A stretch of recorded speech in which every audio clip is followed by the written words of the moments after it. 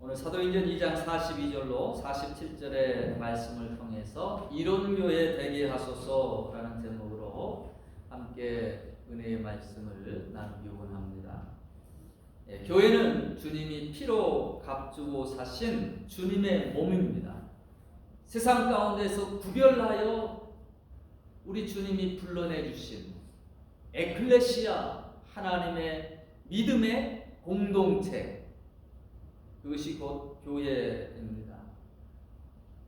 피로 값주고 사신, 아주 귀한 값을 치르고 세우신 교회가 여러분 우리가 속해 있는 교회라는 것이죠.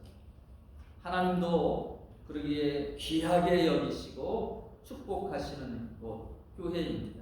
가정을 세우셨고 이 땅에 교회를 세우셨고 하나님이 친히 세우신 공동체입니다. 이 교회의 시작이 사도행전에 성령께서 불과 같이 바람과 같이 임하면서요 방언이 터지고 하나님의 큰 일을 선포하며 그렇게 강권적으로 성령이 강림하시면서 이 교회 시대가 문이 열렸습니다.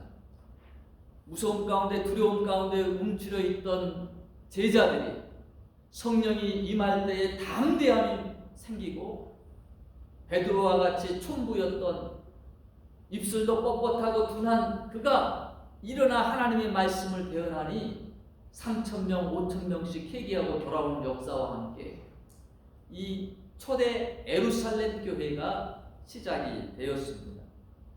오늘 이 말씀에 보면 이 초대 교회가 어떠한 교회의 그 모습들을 가지고 있었는지가 잘 나타나 있습니다. 그들에게는 하나님에 대한 경외심이 가득했다라는, 하나님에 대한 하나님의 일하심을 보며 하나님의 임하시는 모습을 보면서 그들이 하나님의 임재 앞에 경외심을 가지고 하나님을 찬미하며 예배를 드렸다라고 했습니다. 은혜를 받고 모든 물건들을 서로 통용하고 나눠주고 그렇게 한 가족과 같은 사랑의 공동체를 이루었습니다. 또 떡을 떼며 아름다운 친교가 이들 가운데 있었습니다. 이 교회의 모습들을 공동체에 서로 사랑하며 친교하고 하나님을 예배하는 거룩한 그 모습 가운데 온 백성이 칭송을 하고요. 그리고 날마다 교회에 더해지는 숫자가 늘어나는 부흥의 역사가 있었습니다. 이와 같은 역사가 우리 교회도, 우리 탈사아닌 제일 침례교회도 임하게 되기를 축복합니다. 아멘. 오늘날 안타깝게 교회의 이름은 가졌지만 교회의 모습이 아니라 뭐라고 그럴까요?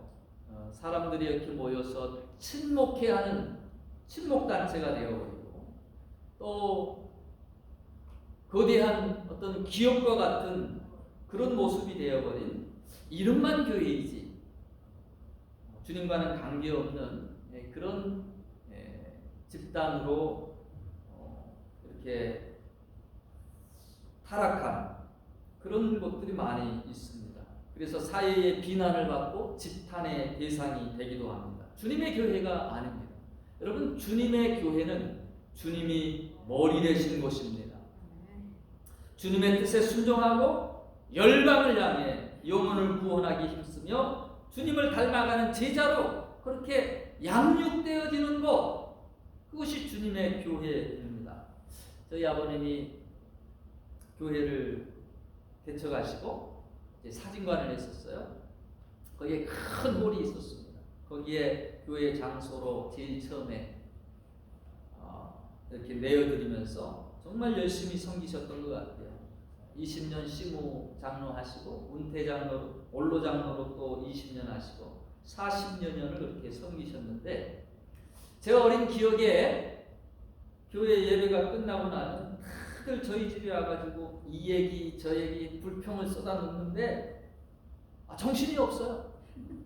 이게 교회인가 그런 실망감 충격을 받았었습니다. 은혜의 장소로 알고 있는데 싸움터가 따로 없는 겁니다. 가만히 들어보니까 누가 어쨌다, 나는 이래서 시험 받았다, 나는 이래서 섭섭하다, 결국 자신을 인정해 주지 않는다는 것이죠.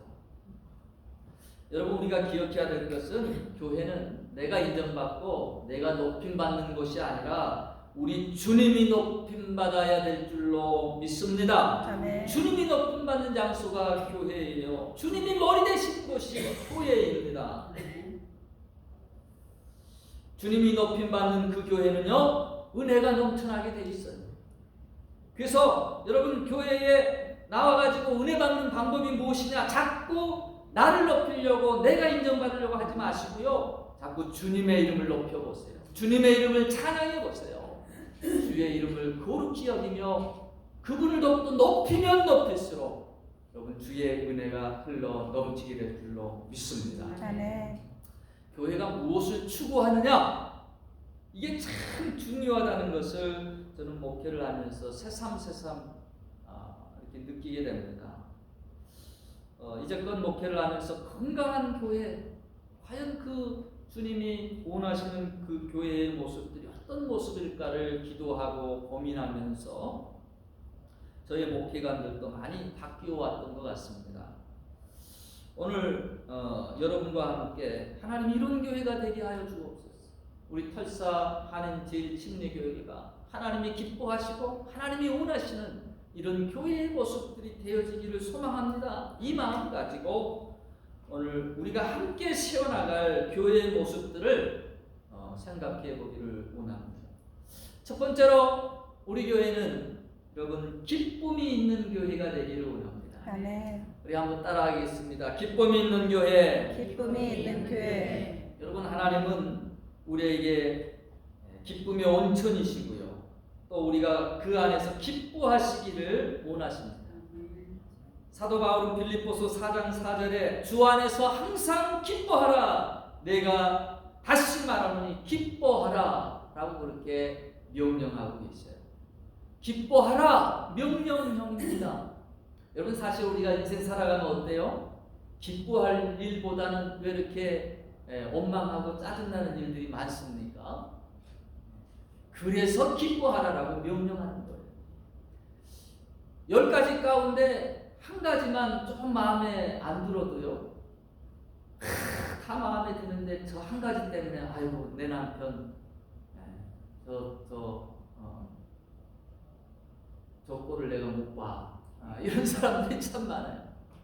다 좋은데 한 가지, 왜 그 안 좋은 한 가지를 보고 사느냐 말이죠.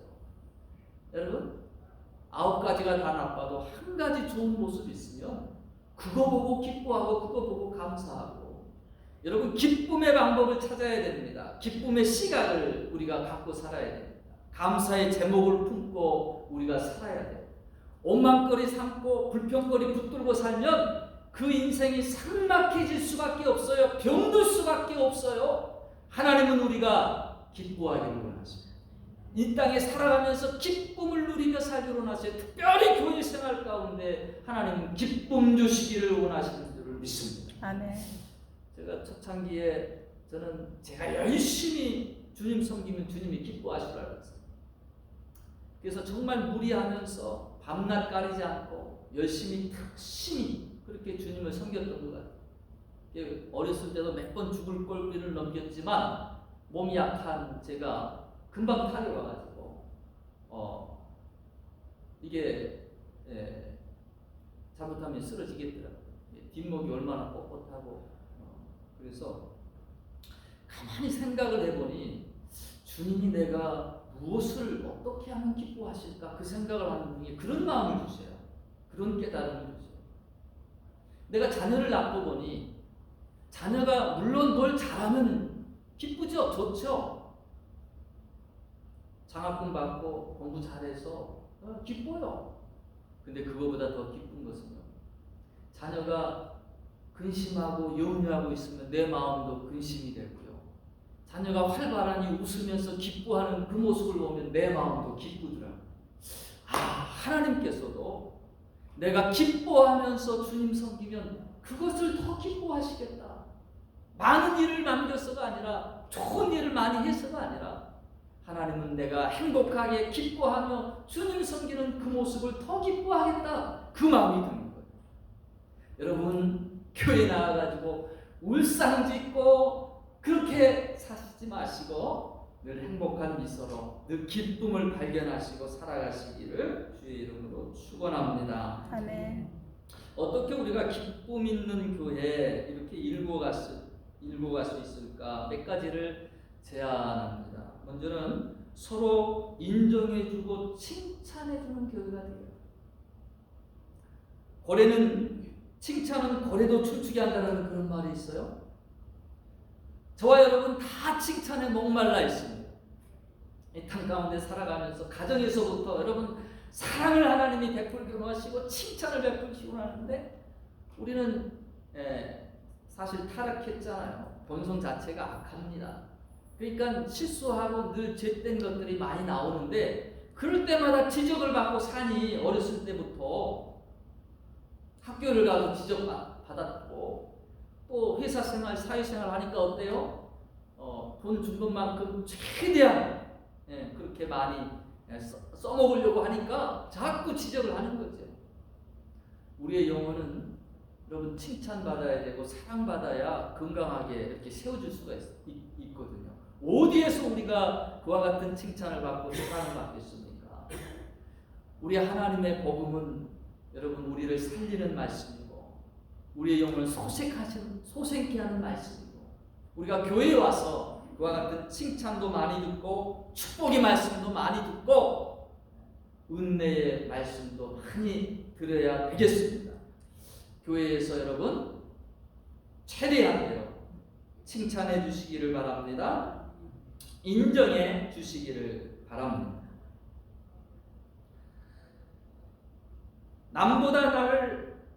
남을 남보다 더 귀히 여기는 겸손의 교회가 되자. 우리가 기쁨을 잃어버리는 그 이유들이 어디에 있는가? 대부분 이 땅 가운데 자꾸 크고자 큰 자가 되고 싶어 합니다. 누가 더 크냐는 거예요. 부부싸움 왜 자꾸 일어납니까? 네가 내 말 안 들어? 자꾸 자기의 말에 순종케 하려고 하는 거예요. 성경은 뭐라 그럽니까? 빌립보서 2장 3절에 오직 겸손한 마음으로 각각 자기보다 남을 낮게 여기라. 남을 더 소중하게 여기라는 거예요. 그것이 곧 내 마음에도 기쁨이 임하는 축복의 원리.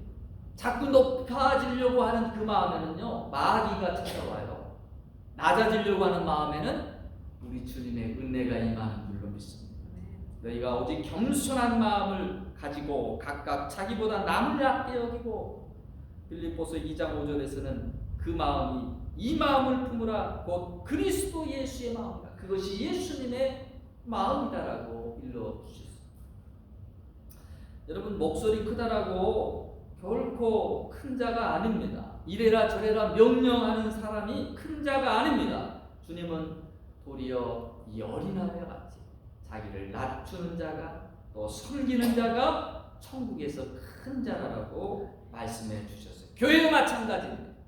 여러분 우리가 서로 높아지려고 경쟁하기보다 서로 낮아지려고 경쟁하고 서로 섬기려고 경쟁하고 그것이 교회에서 그 사람이 더 인정받고요. 그 사람이 더 높아질 수 있어야 돼요. 그런 분위기가 되어야 돼요. 할렐루야. 아멘. 긍정적인 믿음으로 일하는 교회가 될 때에 우리가 기쁨 있는 교회가 됩니다. 긍정적인 믿음으로 일하는 것. 여러분 우리는 원망하기 바빠요. 불평이 쉼없이 나오기 바쁩니다. 근데 믿음의 사람은 긍정의 말을 선포하게 됩니다. 믿음의 사람은 믿음의 말을 선포하며 살아야 됩니다. 그것이 이 교회에서부터 훈련이 되어야 돼요. 우리의 삶 가운데에서 여러분 자꾸 믿음을 선포하셔요. 안 된다, 못한다, 부정적인 말을 하지 마시고 도리어 긍정적인 말을 하시고 믿음을 선포하시기를 바랍니다. 기쁨을 갉아먹는 요소, 이런 부정적인 말이에요. 불평의 말들이에요. 광야에서 이스라엘 백성들 돌아서면 은혜 받고 베풀어준 축복 다 잊어버리고 돌아서면 불평합니다. 돌아서면 원망합니다. 돌아서면 누구에게 이 비난의 화살을 쏠까? 하나님께서 그들을 책망하시고 결국 그들이 축복의 가나안 땅을 들어가지 못하며 다 광야에서 엎드려지는 자가 되었습니다. 너희는 그와 같은 자 되지 말라라고 성경은 말해주고 있어요. 여러분 부정의 마음이 딱 나올 때에 한번 좀 잡아주세요. 아, 이거는 믿음의 언어가 아니다. 믿음의 사람이 선포할, 믿음의 사람이 뱉을 얘기가 아니다. 자꾸 긍정의 말, 믿음의 말을 선포하면 여러분 말한 대로 그 믿음 가운데 하나님이 역사하시거든요. 교회에서 많은 긍정의 믿음을 선포하시고 긍정의 믿음을 가지고 일하는 그런 교회가 되어질 수 있기를 기도하시기 바랍니다. 아멘. 그래서 우리 교회는 기쁨을 누리는 교회, 기쁨의 근원을 찾고 기쁨을 누리는 교회가 되기를 우리가 힘쓸 수 있기를 원합니다. 두 번째로 장점으로 사람을 세우는 교회가 되기를 원합니다. 따라하겠습니다. 장점으로 사람을 세우는 교회. 장점으로 사람을 세우는 교회. 네, 교회가 사람을 세우는 교회가 돼요. 사람을 자꾸 세워야 돼요. 죽이는 교회를 만들면 안 돼요. 싹부터 밟아야 된다라고 초신자 왔으면 길을 잡아야 된다고. 왜 그렇게 막 구박하는 교회가 있더라고요. 어디 갔더니 모르고 어디 앞자리 은혜 받는 장사라고 와서 앉았더니만 비키래요. 여기 장로님들만 앉아. 제가 어렸을 때 결혼한 세 가정이 있었는데 어디 갑자기 그 세참 때 음식을 이고 오는 그 새댁을 남편이 허겁지겁 달려가는 거예요. 그래서 야, 저 사람이 얼마나 저 아내가 귀하고 난 짐이라도 내려주려고 쫓아간 줄 알았거든요. 쫓아가자마자 뺨을 때리는 거예요. 아니 너무 당황해가지고 지켜본 사람도 당황하고 그 새댁 얼굴 빨개져가지고 영문 없이 맞았으니까 나중에 남자들끼리는 앉아있는 데서 하는 말, 아니 도대체 왜 이렇게 새댁을 때리냐. 초반에 잡아야 된다는 거야. 새참을 늦게 가져왔대. 30분인가 늦었대요. 세상에. 어린애가 봐도 황당하더라고요. 여러분 우리는 자꾸 사람을 세우는데 우리의 마음을 쏟아야 됩니다. 무엇으로 사람을 세웁니까? 장점으로 사람을 세워야 됩니다. 사람은 누구에게나 장점이 있고 단점이 있어요. 지적하고 정죄해서 잘하면 좋겠는데 결코 그러지 못합니다.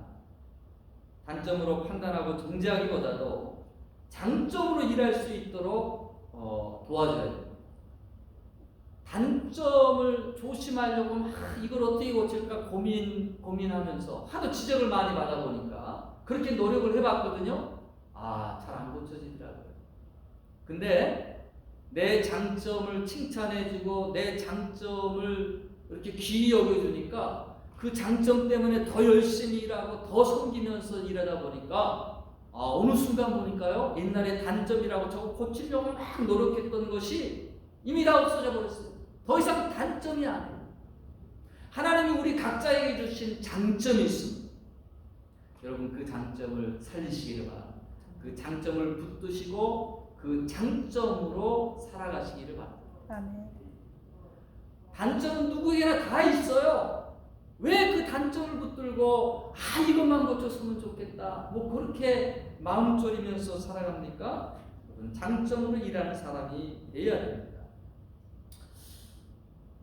우리가 장점으로 일하기 위해서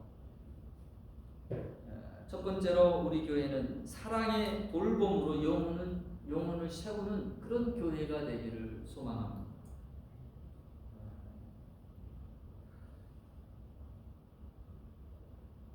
목장 모임이 있어요. 소그룹 모임입니다.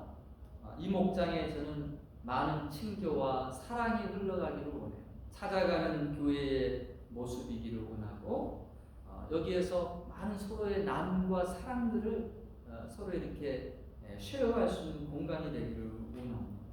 그래서 많이 돌아봐주는 사람을 자꾸 챙기고 돌아봐주는 그런 일들이 교회 안에서 이루어져야 됩니다. 심령의 쓴뿌리를 치료하는 교회가 되기를 원합니다. 그래서 우리 교회의 301 제자훈련반의 클래스는 흠스 사역을 합니다.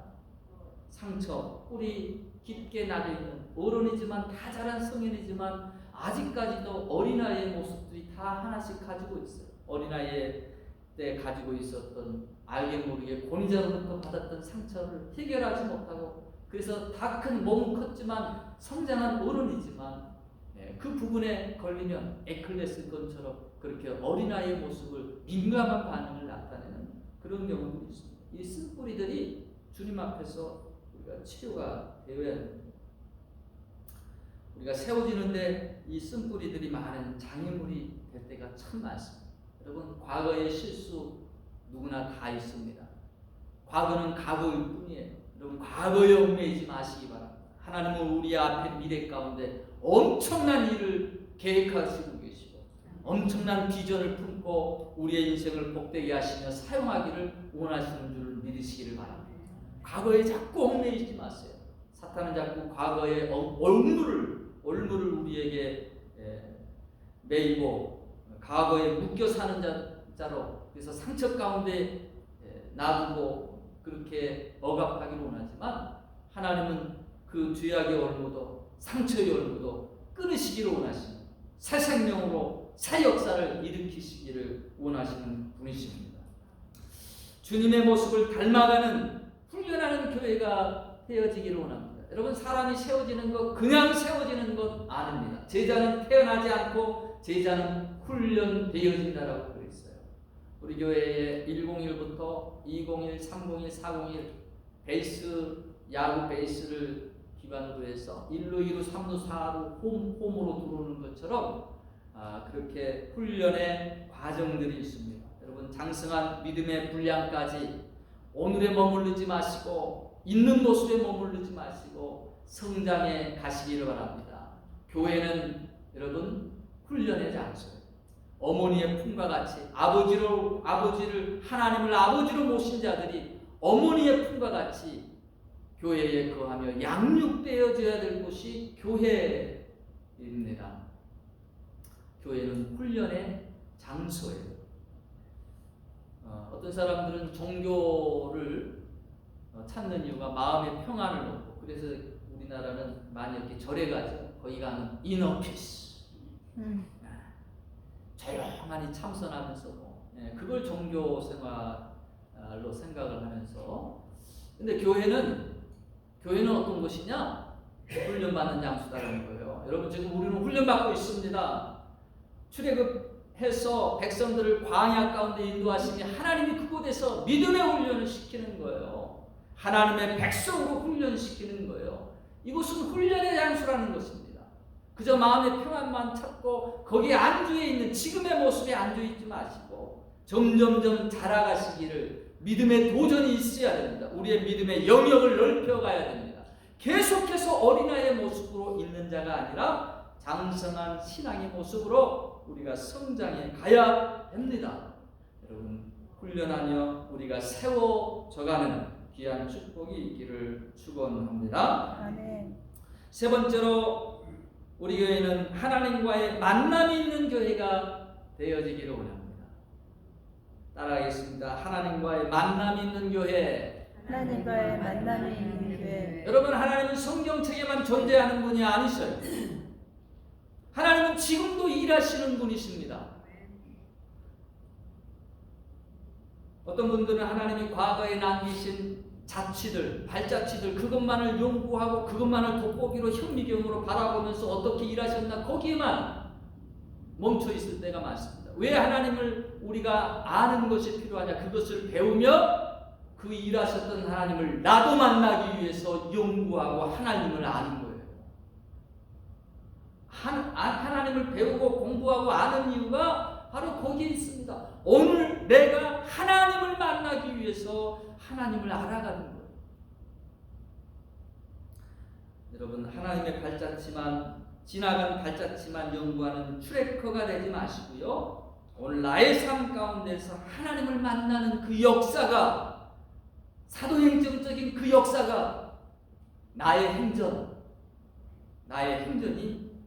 우리의 삶 가운데 이루어지기를 원합니다. 여러분, 주님이 임하실 때 불과 같이, 바람과 같이, 때로는 거대한 파도처럼, 거대한 강처럼 다양한 모습으로 우리에게 임합니다. 하나님의 임하시는 현상들이 있어요.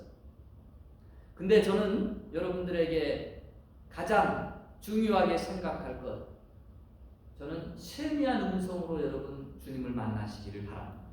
엘리야가 노듭나무 아래서 죽기를 구할 때에 하나님이 그를 먹이시고 마시게 하시면서 40주 40야를 호렙산에 이끄십니다. 동굴 가운데 그를 두시고 하나님이 지나가시는데 불의 소리가 나고 큰 바람으로 바위가 깨지고, 근데 그 가운데 하나님이 있지 않았어요. 나중에 세미한 음성이 있어 가로되, 그 세미한 음성 앞에 그가 옷자락을 들어 얼굴을 덮습니다. 하나님의 임재를 느끼는 거예요. 하나님은 말씀이시다. 로고스, 말씀이신 하나님. 그분이 친히 이 땅에 오셨고, 오늘날 우리 가운데도 성령을 통해서 말씀을 기억나게 하시며 깨닫게 하시며 우리를 진리의 길로 인도하십니다. 성령은 믿는 모든 자에게 거주하시며 인치시고 우리를 성정 삼아 우리 안에 거하십니다. 여러분, 순간순간마다 성령께서 말씀해 주세요. 근데 대부분의 사람들이 그걸 주의 깊게 듣지 못할 때가 많습니다. 분주한 일 가운데 자기의 어떤 고집과 아집 때문에, 편견 때문에 그 하나님의 음성을 듣지 못할 때가 있습니다. 주님의 세미한 음성을 들을 수 있는 영적인 귀가 열려지시기를 축복합니다. 아멘. 주님이 말씀해 주실 때, 아, 주님이십니다. 나의 잘못을 때때로는 지적해 주시고 나의 미숙함을 깨닫게 해주시고 말씀을 들을 때 그 말씀의 진리들을 일깨워 주시는 그 주님의 음성, 그 세미한 음성, 그 세미한 음성 가운데 더 주님을 만나실 수 있어야 되겠습니다. 여러분, 그랬다 하더라 이거의 신앙과 내가 목격한, 내가 그 증인이다 라고 하는 사람의 신앙의 삶이 완전히 틀리거든요. 성경에 보니까 그랬다 하더라 이와 같은 믿음이 아니라 내가 그와 같은 하나님을 만났어, 내가 증인이야, 내가 확신하고 담대해질 수밖에 없다라는 것이죠. 그것이 욥기의 고백 아니겠습니까? 욥기 42장 5절에 내가 주께 대하여 귀로 듣기만 하였었다니 이제는 눈으로 주를 배웠나이다. 그가 많은 고난과 환난을 지나치면서 어려운 고비고비를 넘어왔는데 나중에는 듣기만 했던 하나님을 더 깊이 그 고난 가운데 하나님을 만나는 거예요. 하나님의 음성과 하나님의 교훈들을 접하는 거예요. 내가 이제 눈으로 하나님을 배웠나이다. 하나님을 이렇게 만나시기를 축복합니다. 우리가 하나님을 만나기 위해서 저희 교회에서는 큐티를 지금 하고 있어요. 한국 1세대가 기도를 강조했었습니다. 한국에서 저도 삼각산 많이 가서 그 청와대 뒤에서 두 손 들고 열심히 기도했어요. 얼마나 산 전체가 기도 소리가 한국이 축복받은 그 원동력이 저는 거기에 있다고 봐요. 새벽 예배에서도 또 열심히 모여서 그렇게 기도했습니다. 근데 세대는 세대입니다. 바뀌어가고 있어요. 이 미국 안에서 보니까 참 밤늦게 또 새벽 일찍 이 다니는 게 어둠에 속한 자녀들만 보니까 돌아다녀요. 빛에 있는 자녀들은 또 낮에만 돌아다녀요. 이게 좀 위험함도 없잖아 있습니다. 또 1세대에서 2세대로 넘어가면서 어떻게 개인의 영성과 하나님과의 동행의 삶을 이루어갈 수 있는가 많은 교회들이 또 목회자들이 고민하고 있어요. 새벽 예배를 한다고 하는데 그렇게 많은 지지가 없습니다. 큰 교회에서도 몇 분 되지 않아요. 정말 기도에 깊이 있는 그런 분들만 몇 분 나와 계시는 거예요. 네, 그 대안으로 떠오르는 것이 다시 큐티입니다. 대학생 선교회나 또 제일 먼저 우리 선교단체들에서 시작했던 것인데, 한국에서도 사실 지금 이 개인 큐티의 바람이 불고 있습니다.